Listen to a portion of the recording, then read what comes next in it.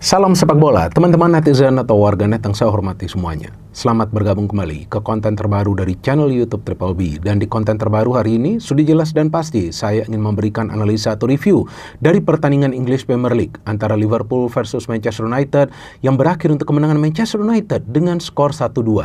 Dengan hasil akhir ini teman-teman, berarti untuk sementara Manchester United berada di zona papan tengah, tepatnya di peringkat nomor 9, sedangkan Liverpool berada di peringkat nomor 4 klasmen English Premier League.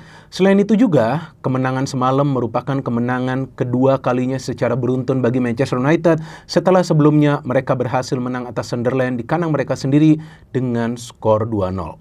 Sedangkan bagi Liverpool, kekalahan semalam merupakan kekalahan mereka untuk ketiga kalinya secara beruntun setelah sebelumnya juga kalah dengan skor yang sama 2-1 dari Crystal Palace dan juga dari Chelsea. Dan menurut hemat saya teman-teman, Manchester United bisa meraih kemenangan semalam bukan karena faktor keberuntungan atau juga bukan karena secara kebetulan, tetapi karena strategi pragmatis dari Ruben Amorim yang memang kita tahu dikritik sepanjang awal musim ini. Karena Ruben Amorim dianggap keras kepala sebab tidak ingin merubah sistemnya yang dia selalu andalkan, yaitu pressing kemudian mengandalkan counter attack dengan memakai formasi 3-4-3. Tetapi di pertandingan semalam, para pemain Manchester United membuktikan bahwa sebetulnya mereka bisa kok bermain dengan skema tersebut. Asalkan mereka kompak di atas lapangan dan tidak melakukan kesalahan di lini pertahanan yang bisa dimanfaatkan oleh para pemain tim lawan, dan dalam hal ini adalah para pemain Liverpool. Tapi apa yang terjadi dengan Liverpool yang kita tahu musim lalu sudah gaspol dari awal musim dan menjadi juara dari English Premier League? Kalau menurut saya, para pemain Liverpool sekarang nih dalam beberapa pertandingan terakhir banyak melakukan kesalahan, terutama di area pertahanan mereka sendiri yang bisa dimanfaatkan oleh para pemain tim lawan. Terlepas dari kesulitan para pemain Liverpool untuk mencetak gol, tapi tetap saja kesalahan-kesalahan tersebut yang biasa dimanfaatkan oleh para pemain tim lawan yang kita lihat juga di pertandingan sebelumnya lawan Chelsea dan juga melawan Crystal Palace. Padahal kita tahu di awal musim Liverpool biasa mencetak gol di masa injury time atau setelah menit ke-75. Artinya apa? Artinya bahwa para pemain Liverpool sering kehilangan fokus di atas lapangan pada saat mereka mendapatkan yang namanya counter pressing. Maka itu sepertinya para pemain Manchester United atau tentunya Ruben Amorim itu belajar dari kemenangan Chelsea atas Liverpool yang pada saat itu para pemain Chelsea bermain dengan intensif pressing untuk bisa menyulitkan para pemain Liverpool bermain kreatif sehingga Chelsea pun bisa meraih kemenangan dengan skor 2-1. Dan pada saat saya melihat starting lineup dari Liverpool yang Arne Slot tidak merubahnya. Jadi ini merupakan starting lineup dari Liverpool yang sama, yang mereka turunkan juga, yang Arne Slot pilih juga lawan Chelsea. Saya agak ragu Liverpool bisa meraih kemenangan. Kenapa? Nah, sekarang saya jelaskan. Oke, di starting lineup ini yang pertama penjaga gawang adalah Mamardashvili karena kita tahu Alisson cedera. Bradley bermain di sebelah kanan seperti biasa. Konate, Van Dijk dan juga Kerkez. Nah, saya nggak tahu nih apakah Frimpong ini cedera sehingga dia tidak dimainkan dari awal. Tapi saya lebih memilih Frimpong sebetulnya kalau dia bisa dimainkan dari awal. Karena Frimpong ini agresif banget dan tentu akan sulit lah bagi winger-winger Manchester United untuk bisa melewati dia. Nah, dalam hal ini kan kita melihat ada Dalot, ada juga Amad Diallo ya di kiri dan kanan, walaupun Frimpong kita tahu mainnya di kanan. Kemudian Gravenberch tidak bermain seperti biasanya. McAllister kita tahu sudah mulai menurun performanya. Salah, saya kecewa banget dengan Salah ya, karena dia sudah mulai kesulitan untuk bisa mencetak gol, walaupun kita tahulah dia pemain yang paling penting di Liverpool, tapi entah mengapa formnya sedang menurun nih di awal musim. Dan juga Szoboszlai yang menurut saya bermain sangat baik. Gakpo yang tidak beruntung karena dia sampai mendapatkan 3 peluang emas ya sebelum dia bisa mencetak gol menyamakan kedudukan, dan 3 peluang emas tersebut ternyata terkena mister gawang. Dan ada Isak juga permainannya tidak sesuai ekspektasi tentunya karena dia didatangkan untuk bisa mencetak banyak gol. Memang masih di awal ya, karir Isak bersama Liverpool, tapi ya seperti yang saya katakan sebelumnya, bahwa belum tentu Isak akan bisa beradaptasi dengan cepat kan, dan ternyata terbukti. Walaupun sebelumnya kita tahu dia bersama Newcastle adalah mesin gol. Artinya seharusnya adaptasi dia kan tidak lama, tapi memang tidak mudah langsung mendapatkan beban untuk menjadi goal scorer, dan artinya dalam hal ini ya mental Isak yang harus kuat. Kalau soal kualitas, gak ada yang perlu diragukan lagi dari Isak. Dari MU, nah pada saat saya melihat starting line dari MU, saya agak kaget. Kagetnya kenapa? Karena Ruben Amorim memilih Cunha bukan Sesko. Tapi ternyata setelah pertandingan berjalan baru saya tahu ternyata Cunha ini dipilih karena Cunha ini pemain yang juga bisa bermain kreatif. Dan dia bisa bertukaran posisi dengan Mbeumo pada saat menyerang dan juga dengan Bruno Fernandes. Oke, dari starting lineup MU yang dimainkan penjaga gawang mereka Lamens, bagus penampilannya, ada melakukan sekitar 5 saves, 4 diantaranya dari dalam kotak penalti. Maguire, oh my god, luar biasa pemain ini mainnya ya. Dan kalau menurut saya dialah pemain asli Manchester United yang punya karakter sekarang. Kalau saya lihat, kenapa? Karena mentalnya tidak lemah. Kita tahu beberapa musim terakhir Maguire adalah pemain yang paling sering dikritik atau juga bahkan dibully. Tapi kita lihat mental dia sangat kuat. Bahkan dia bisa mencetak the winning goal. Dan memang dia biasa memanfaatkan umpan-umpan lambung karena kemampuan dia untuk melakukan heading. Dan menurut saya dia pemain yang sangat baik permainannya semalam. Tidak melakukan kesalahan sama sekali. Dan dia dipilih untuk menggantikan Leny Yoro. Biasanya Yoro yang turun ya. Jadi itu salah satu pergantian di lineup MU. Kemudian ada Luke Shaw, De Ligt, dan di tengah ada Diallo, mainnya bagus banget.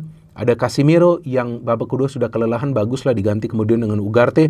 Bruno Fernandes diganti juga walaupun dia bermain baik, dia terlibat dalam proses 2 gol dari Manchester United.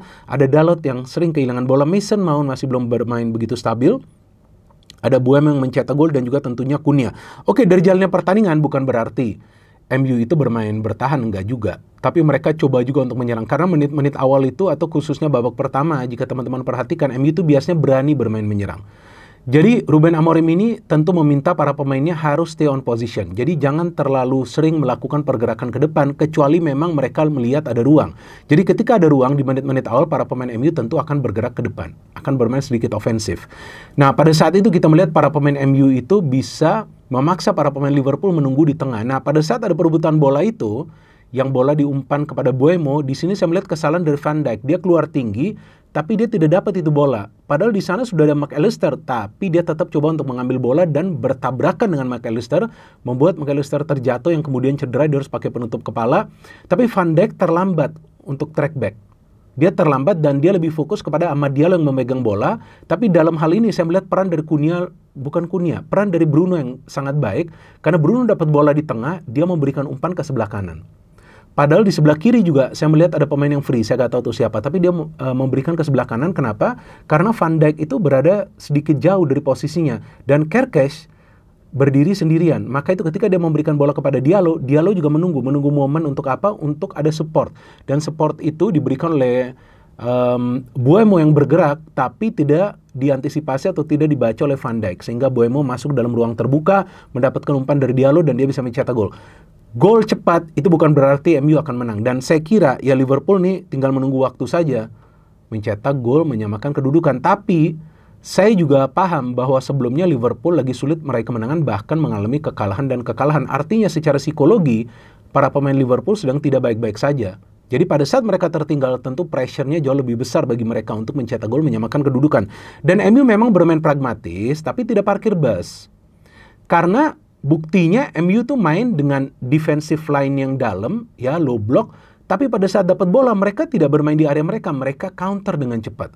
Karena para pemain Liverpool banyak yang terlibat dalam proses serangan, bahkan mereka punya peluang dari Bruno yang dari counter attack, yang di shooting terkena tiang, mereka punya peluang lagi dari Cunha dari counter attack juga. Jadi counter attack MU ini jalan pada saat para pemain Liverpool berani bermain terbuka. Tapi Liverpool juga banyak sekali peluangnya. Bahkan dari segi statistik nih saya bacakan kepada teman-teman, mereka punya total 19 percobaan ke arah gawang MU. Tapi yang on target berapa Pak? Cuma 5.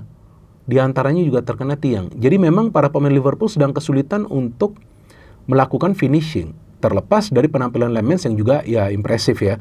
Dan akhirnya memasuki babak kedua, ini yang saya pikir adalah masterclass juga nih ya dari Ruben Amorim. Karena dia langsung melakukan pergantian di menjelang menit ke-60 ya, yaitu menarik keluar Casemiro, memainkan Ugarte karena Casemiro sudah kelelahan, kelihatan banget dan sudah mendapatkan kartu kuning sebelumnya. Kemudian memainkan Dorgu, menarik keluar Diallo. Nah, ini saya agak bingung kenapa Dorgu ya, tapi ternyata memang kayaknya nih Ruben ingin agar lini pertahanan ini lebih solid, tapi dia memainkan Sesko menarik keluar Mason Mount. Artinya Cunha bermain di tengah, ada Mbeumo di depan bersama juga dengan Sesko, atau Mbeumo dan Sesko bertukaran posisi sama juga dengan Cunha. Nah, pada saat itu saya melihat lebih efektif sih permainan dari MU karena mereka punya lebih banyak pemain di tengah. Tapi counter substitution dilakukan oleh Arne Slot ini yang menurut saya cukup beresiko. Karena kenapa? Memainkan Curtis Jones, pemain yang lebih menyerang, Hugo Ekitike menarik keluar McAllister dan Gravenberch. Ini dua gelandang bertahan dia tarik keluar. Memainkan Florian Wirtz, menarik keluar Connor Bradley, defender sebelah kanan. Menarik keluar Isak, target man, memainkan Chiesa. Karena kan sudah ada Hugo Ekitike. Artinya MU tuh harus menghadapi gelombang serangan yang dahsyat dari Liverpool, dan bagusnya bagi para pemain MU, mereka bertahan dengan baik walaupun Gakpo bisa mencetak gol yang indah, dia tidak terkawal setelah Chiesa memberikan umpan itu karena Dorgu terlalu lama untuk menutup ruang atau dia bergerak cepat sehingga Chiesa tidak berada dalam posisi offside ketika dia mendapatkan umpan dari Wirtz. Walaupun Wirtz kita tahu belum memberikan performa terbaiknya, tapi setelah itu yang saya kaget dari corner. Nah, sebelum corner ini teman-teman melihat deh, itu ada pertukaran passing antara Sesko dengan Cunha. Artinya memang perlahan-lahan Sesko pun mulai nyetel. Dan Cunha shooting bisa diblok, ternyata dari corner yang ada shooting dari Mbeumo, kemudian bola ke Bruno, Bruno mengangkat bola dan Maguire bisa mencetak the winning goal untuk membawa MU meraih kemenangan. Sebetulnya secara permainan, Liverpool bermain jauh lebih baik daripada MU. Betul kan teman-teman? Karena mereka control the game, possession mereka sepanjang 90 menit itu selalu di atas 60%, mereka bisa menciptakan banyak peluang yang berbahaya, tapi sayangnya finishnya tidak baik, dan yang kedua mereka sering melakukan kesalahan di ruang pertahanan mereka. Gol dari Maguire terlihat bahwa tidak ada pemain Liverpool yang banyak yang mengawal di tiang jauh. Jika Maguire tidak dapat itu bola, masih ada, saya melihat di sana, Dorgu ataupun De Ligt yang bisa saja menerima umpan tersebut dari Bruno. Bahkan Konate terlambat untuk melompat. Sedangkan dari MU, mereka bisa menang karena mereka disiplin, mereka tidak membuat kesalahan di ruang pertahanan mereka sendiri, dan counter attack mereka jalan. Artinya konsep dari Ruben Amorim ini sebetulnya tidak salah, tapi dengan syarat para pemain Manchester United harus bermain dengan disiplin dan harus juga efektif dalam membangun counter attack dengan mengandalkan passing-passing yang akurat.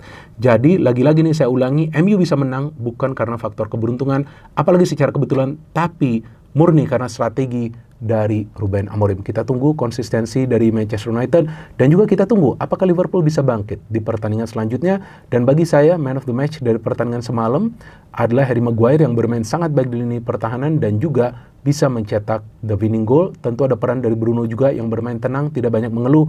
Tapi jika tidak ada Harry Maguire, saya tidak yakin Manchester United akan meraih kemenangan di Anfield semalam. No hit, no politics, only football. Salam sepak bola.